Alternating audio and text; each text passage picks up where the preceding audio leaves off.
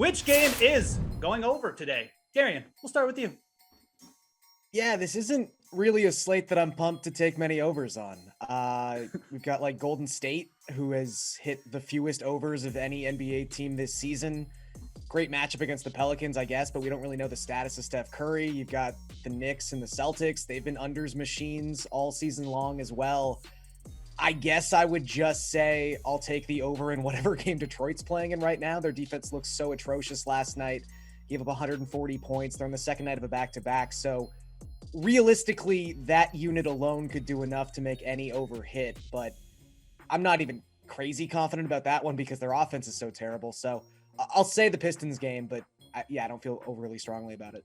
All right. Sounds like Garion wants to take the under in almost every game today. Matt, do you have any strong feelings about an over anywhere, or is this just a slate where we should be taking the unders at will? Yeah, it's kind of that. My strongest take right now for the day is that I don't think Draymond Green is going to play either. When Steph rests, they tend to rest Draymond also. And from what Steve Kerr said last night, it sounds like Curry's not playing. But the total for this game has moved down already from 218 to 213 roughly.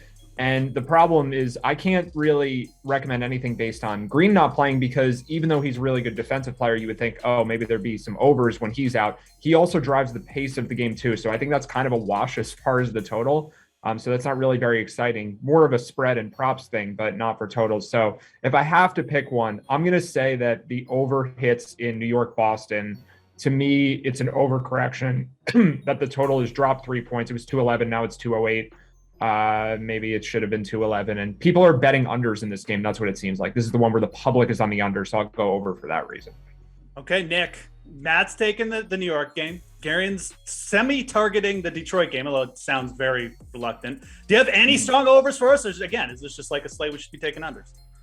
No, I think these guys laid it out perfectly. I'm sorting through like the over-under numbers this morning, trying to find like some sort of stat that I can recite that would inspire any like speck of optimism that any of these games feel like a lot to go over. And, what I kept coming back to is the logic that Garion laid out, which is just target the Pistons, assume they're going to give up 130 and hope that they can hold up their end of the bargain and put up enough points to put this one over, which, last night they got over 100. Credit to them.